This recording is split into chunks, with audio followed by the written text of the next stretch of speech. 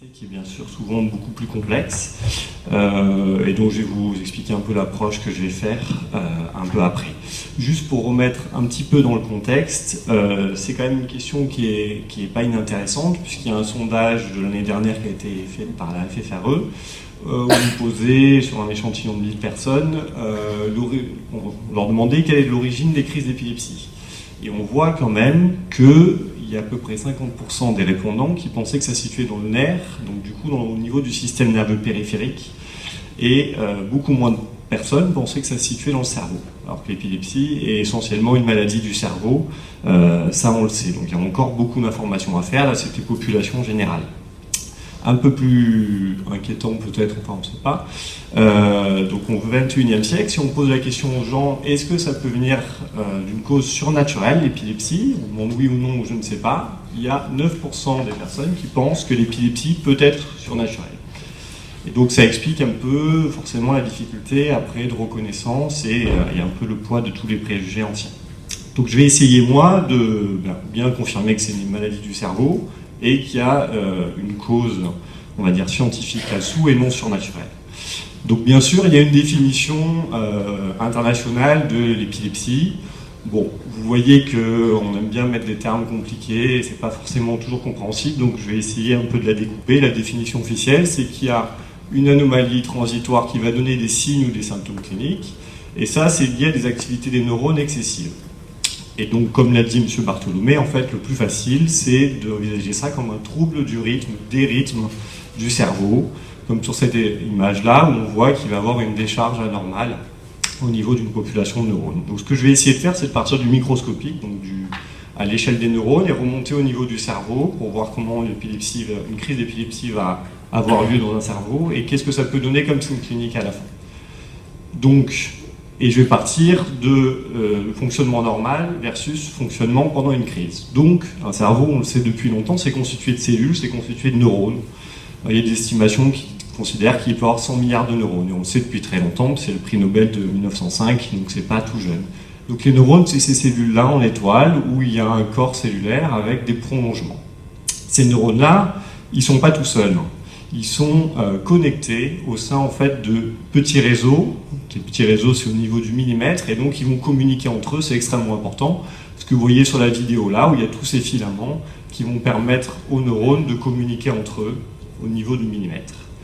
Si on va un peu plus loin, à l'échelle du cerveau, là c'est des centimètres ou des dizaines de centimètres, les différentes aires du cerveau qui sont constituées de neurones organisés en réseau, et vont avoir besoin de communiquer entre elles. J'ai besoin de ça, par exemple, pour pouvoir ajuster un mouvement avec ma vision. Il faut que mon aire de la vision communique avec mon aire de la motricité et se synchronise. Et donc, c'est ce qu'on voit là, c'est que toutes ces zones-là, elles vont communiquer au sein de réseaux un peu diffus. Et la crise d'épilepsie, du coup, elle va pouvoir se développer un peu tout au long de ça, et c'est ça qui va expliquer les manifestations cliniques qu'on va avoir après. Donc si on se met tout d'abord au niveau de l'activité d'un neurone, donc les neurones, ça communique essentiellement, on va dire, par de l'électricité. Ça va donner des influx nerveux. Donc si on enregistre un neurone comme ça, on peut l'exciter, donc le stimuler, avec cette fibre verte par exemple. Ça va provoquer l'entrée de différentes substances qui vont être capables de générer une décharge électrique ici. On appelle ça un potentiel d'action. Donc il y a une décharge électrique, ça c'est le fonctionnement normal d'un neurone. Ce qui se passe du coup, donc un neurone, si on le stimule une fois, de manière un peu prolongée, il va avoir plusieurs décharges électriques, puis il va se calmer ici. Donc ça, c'est pas une crise d'épilepsie, c'est un fonctionnement normal d'un neurone. Et donc, il va faire de temps en temps, comme ça, des décharges électriques, de temps en temps. C'est fonctionnement normal. Au contraire, pendant une crise d'épilepsie, ce qui se passe, c'est qu'il y a une période de repos. Avant la crise, il commence à avoir des décharges électriques anormales. Et en fait, pendant la crise, il y a cette décharge électrique très anormale, qu'on ne voit pas normalement, où du coup il y a le neurone qui va se mettre à décharger de manière excessive, donc par exemple il va avoir une trop grande amplitude, une trop grande force, et de manière trop rapprochée, ça va être trop synchronisé. Et donc c'est ça qui est vraiment ce qui se passe au niveau du neurone pendant une crise d'épilepsie, puis après la crise va s'arrêter, il va avoir une phase de repos. Donc il y a une décharge électrique au niveau du neurone excessive en fait, pendant une crise au départ. Donc ça, c'est si on se met au niveau du neurone. Si on augmente un petit peu et qu'on se met au niveau des réseaux, donc on sait que ces neurones ils sont organisés en réseau, on le voit sur cette image-là, tout ce qui est vert c'est des neurones, et on voit qu'ils sont organisés en colonnes, et qu'ils sont connectés entre eux à ce niveau-là. Ce qu'on voit en rouge, c'est les cellules de soutien des neurones qui ont un rôle à jouer, mais dont je ne vous parlerai pas aujourd'hui. Et ces neurones, ils vont communiquer entre eux via ce qu'on appelle des synapses, c'est-à-dire qu'il va y avoir des petits messagers qui vont passer d'un neurone à l'autre pour transmettre l'information. Ça, c'est toujours le fonctionnement normal d'un cerveau. Et donc, si on enregistre ça, maintenant c'est possible de le faire chez l'animal, on voit sur ces vidéos-là, chaque fois que ça s'allume en rouge, c'est qu'il y a des neurones qui s'activent ensemble. C'est un fonctionnement normal, c'est pas une crise ici. Et donc on voit qu'il y a des régions de neurones qui s'allument quand même assez souvent ensemble, de manière plus ou moins étendue, sur ces vidéos-là. Donc ça prouve bien que les neurones ils communiquent entre eux dans un fonctionnement normal au niveau d'un cerveau.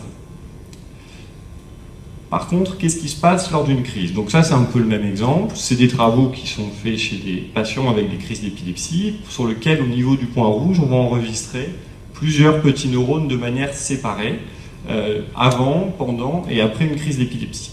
Donc le schéma est un tout petit peu compliqué. En fait, il faut considérer que chaque ligne, c'est l'activité d'un neurone, et chaque fois qu'il y a un point noir, c'est que le neurone électrique se met en route. Donc ça c'est avant la crise, fonctionnement normal. On voit que de temps en temps, il y a des groupes de neurones, par exemple ici, qui se mettent en route ensemble, mais ce n'est pas de manière très excessive et pas de manière très prolongée. Par contre, quand va avoir lieu la crise, on voit que là ça change radicalement. D'abord, les neurones, effectivement, si on se met dans cet axe-là, ils vont se mettre à décharger de manière très répétitive, ce qui n'est pas leur fonctionnement normal. Et en plus, si on regarde sur l'axe-là, on voit qu'il y a des populations entières de neurones qui vont décharger ensemble, alors que normalement, ce n'est pas le cas. On voit aussi que ce n'est pas forcément tous les neurones qui vont décharger ensemble dans le cerveau. Il y en a une partie, par exemple ici, qui est relativement épargnée pendant une crise d'épilepsie. Donc il y a vraiment tout le réseau au niveau millimétrique qui se met en route ensemble de manière excessive pendant une crise. Et après la crise, là c'est relativement marquant, on voit qu'il y a une sorte d'épuisement de l'activité neuronale. Là, on voit tous les neurones qui arrêtent de décharger d'un coup, et ça peut expliquer par exemple tous les signes qu'on peut avoir après une crise.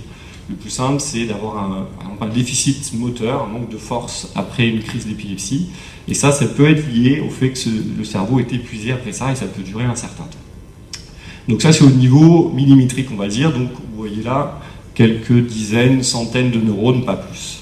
Alors le cerveau, bien sûr, c'est beaucoup plus compliqué. C'est un grand réseau de neurones et d'air qui sont connectés ensemble. Comme on le voit, je vous ai déjà dit, c'était essentiel à sa fonction. Et donc, ce réseau-là, il communique par de l'électricité, et donc c'est les rythmes du cerveau, en fait. On voit qu'il peut avoir des oscillations. Donc là, il y a un groupe de neurones dans une zone donnée qui va se mettre, quand vous voyez que ça s'allume, à décharger de manière synchrone et donc ensemble. Et en fait, ça va être responsable, si on l'enregistre par le EEG, donc on enregistre l'électricité au niveau de la tête, l'électricité neuronale, on va dire, et donc on voit qu'il y a des pics comme ça qui vont avoir lieu. Donc c'est grosso modo un peu similaire avec ce qu'on peut enregistrer par exemple du cœur, il y a des pics de temps en temps. Alors après, c'est quand même beaucoup plus compliqué parce qu'il y a beaucoup de régions qui vont communiquer ensemble. Donc là, vous voyez, on pourrait le représenter comme ça, juste avec des pics, fonctionnement normal toujours. Mais s'il y a une autre population qui va se mettre en route après, de l'autre côté, vous allez le voir, ça va se mettre à faire des oscillations. Donc quelque chose qui va vers le haut et vers le bas, comme ça. Donc le cerveau, son fonctionnement normal, c'est ça, c'est de faire des oscillations et de communiquer via des rythmes cérébraux entre différentes zones. Et c'est ce qu'on enregistre, comme vous l'avez dit, M. Bartholomé, tout à fait en EEG. Et donc l'EEG, c'est vraiment l'examen de référence pour les crises. Donc ça, c'est un EEG classique. On voit qu'il y a des oscillations ici. On fait fermer les yeux et on voit apparaître une oscillation un peu particulière ici, qui est dans une certaine bande de fréquence, peu importe, qu'on voit apparaître ici. Et donc ça, voilà, c'est tout notre cerveau. Quand je vous parle, mon cerveau fait ça. Il y a des oscillations qui ont lieu de manière physiologique, donc normale. Par contre, lors d'une crise d'épilepsie, ça va être radicalement modifié. Donc je reprends cet exemple-là. Si on regardait au niveau de chacun des neurones, on avait ça. Mais si on regarde au niveau de l'ensemble d'une population de neurones, on a ça. On a, pareil, une décharge électrique anormale ici, là c'est les oscillations normales, une décharge électrique anormale au niveau de la population de neurones. Et c'est ça qu'on voit sur le EEG, en fait, pendant une crise d'épilepsie, quand ça se passe. Avec un schéma un peu plus simple, si on simplifie le EEG, on a ces oscillations normales, et lors d'une crise, on a ce trouble du rythme qui apparaît avec la répétition des oscillations qui sont trop importantes. Donc c'est ça vraiment la base d'une crise d'épilepsie au niveau électrique et au niveau du cerveau. Et donc ces oscillations-là, elles vont être capables de désorganiser un réseau. Donc ça, c'est si on regarde comment fonctionne le cerveau de manière réseau. Donc chacun des points, c'est une zone du cerveau, et tout ce qui est vert, c'est les zones qui sont connectées. Donc on voit que là, avant la crise, c'est très connecté. Il y a beaucoup de zones qui communiquent les unes avec les autres. Ici débute la crise. Vous voyez, il y a des charges électriques ici. Et vous voyez que d'un coup, c'est devenu moins vert. Donc les zones sont moins connectées entre elles, et il y a des zones qui sont plus connectées entre elles dans des petits îlots. Donc ça désorganise radicalement la façon dont le réseau à large échelle du cerveau fonctionne. Et ça peut être responsable de certains signes cliniques après. Et c'est extrêmement important pour comprendre, par exemple, certains signes cliniques. Et donc là, ça va être la fin de la crise. Et vous voyez que là, hop, le cerveau, la connectivité, le fonctionnement au réseau du cerveau se remet en route, même de manière un peu excessive, à la fin des crises d'épilepsie. Donc ça, c'est pour le côté très fondamental. Après, il y a le côté symptômes, bien sûr, des crises. Alors ces symptômes, c'est pas toujours facile à comprendre, notamment pour le grand public, parce que ça peut être très variable. Bien sûr, tout le monde a en tête l'image de la grande crise d'épilepsie, où il va y avoir une chute, une raideur, un cri, des mouvements. Et c'est loin d'être l'ensemble des crises d'épilepsie, ce que je vais essayer de vous montrer un petit peu là. Donc effectivement, il y a des crises d'épilepsie qu'on dit généralisées, où il y a une grande partie du cerveau qui va avoir cette activité anormale d'un coup, ou quasiment d'un coup, et ça peut donner soit la grande crise ici, soit d'autres crises un peu différentes, comme les crises absences, qui sont quand même des crises généralisées. Et donc je vais vous montrer un exemple ici, juste en vidéo, où on voit là le EEG avec ses activités oscillatoires qui sont normales pour le moment. Et puis ici va apparaître ces anomalies épileptiques en fait. Donc la crise d'épilepsie a débuté, on voit la décharge et on voit en fait qu'il y a une interruption de l'activité qu'elle est en train de faire, on ressouffler sur le moulin. Donc ça c'est une crise d'épilepsie généralisée puisque ça touchait l'ensemble et puis l'activité reprend derrière. Donc c'est une des exemples des cliniques possibles lors d'une crise d'épilepsie. Après, il y a un deuxième autre grand versant de type de crise, c'est les crises focales, qui sont différentes et des fois plus compliquées à comprendre, c'est-à-dire qu'elles vont débuter dans une zone précise du cerveau, avant de s'étendre à une zone un peu plus vaste après.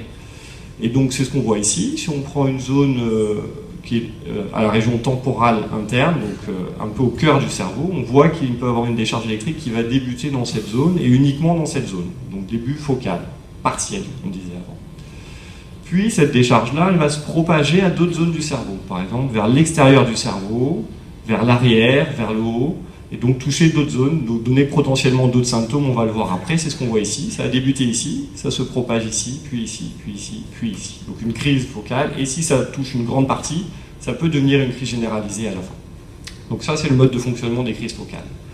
Elles sont plus variables parce qu'en fait les symptômes dépendent de la zone dans laquelle débute la crise bien sûr, et un peu de la fonction qu'il y a dans cette zone-là. Donc vous savez qu'on peut découper différentes régions dans le cerveau et qu'elles ont différentes fonctions. Par exemple la 3 ici, il y a une fonction motrice, on va dire élémentaire. Il y a des aires aussi auditives de manière assez simple, des aires pour sentir et des aires après plus complexes pour faire d'autres fonctions plus compliquées. Donc, je ne vais pas rentrer dans le détail là. Et donc en fait pendant une crise, les signes qu'on voit, c'est la corrélation entre l'activité électrique anormale au sein du cerveau et l'endroit où ça se passe, grosso modo.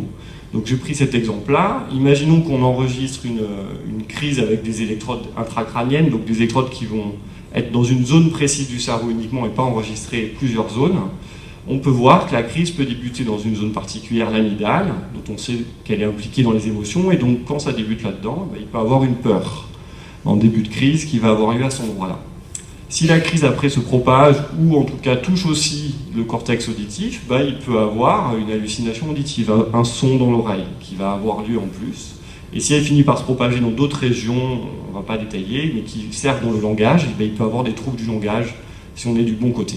Donc les signes cliniques dépendent de l'organisation de la crise.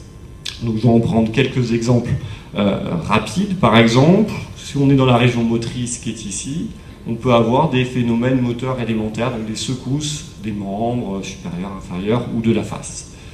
Par exemple, chez cet enfant-là qui a une épilepsie de cette zone-là, il va avoir pendant les crises des secousses comme ça du bras et de la jambe.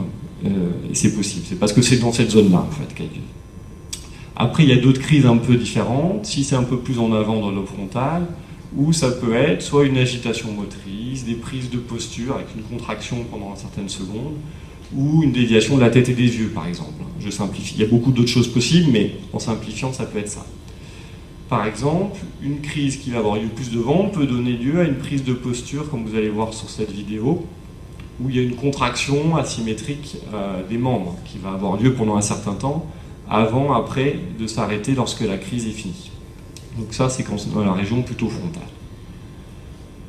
Après, il y a d'autres types de crises aussi, dans la région frontale, qui peuvent être un peu plus hypermotrices. Donc il va y avoir une agitation motrice, on dit hyperkinétique, c'est-à-dire qu'il y a trop de mouvement. Il y a un excès de mouvement pendant les crises, donc c'est possible aussi d'avoir des crises juste limitées à ça, avec uniquement un excès de mouvement. On est dans cette zone-là. Il peut y avoir des crises dans d'autres régions cérébrales, par exemple dans la région temporale, où la symptomatologie va être plus variable et là peut être très polymorphe, des fois plus difficile à diagnostiquer qu'on est moins entraîné, parce qu'il y a juste une altération du contact, entre guillemets une absence, c'est pas le même type d'absence que ce qu'on a vu avant, mais c'est souvent décrit comme ça. Des automatismes, par exemple on peut mâchonner, des troubles du langage ou des signes végétatifs. On a la nausée, on a une accélération cardiaque, une rougeur. Par exemple, lors de cette crise-là, là, on est avant la crise, donc il ne se passe rien de particulier. Et après va débuter des automatismes au niveau de la face un peu.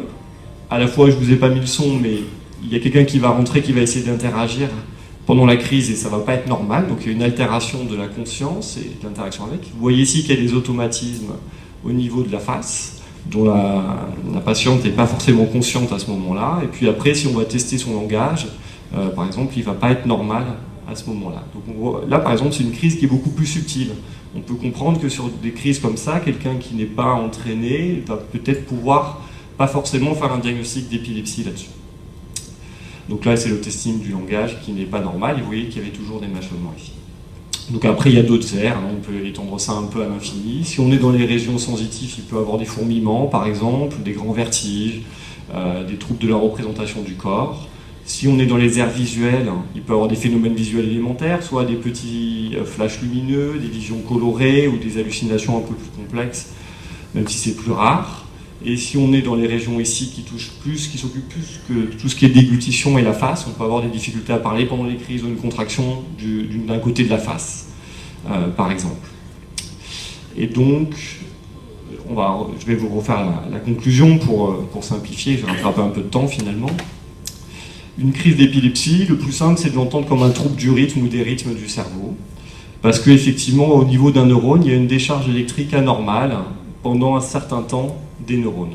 Ça va avoir lieu dans un cerveau qui est organisé en réseau. Et donc, ça va se propager au sein de certains réseaux et donner des signes cliniques selon les réseaux qui vont dépendre de la zone où va se passer la crise d'épilepsie ou elle est focale. Donc voilà. Merci de votre attention et si vous avez des questions, je suis tout ouvert.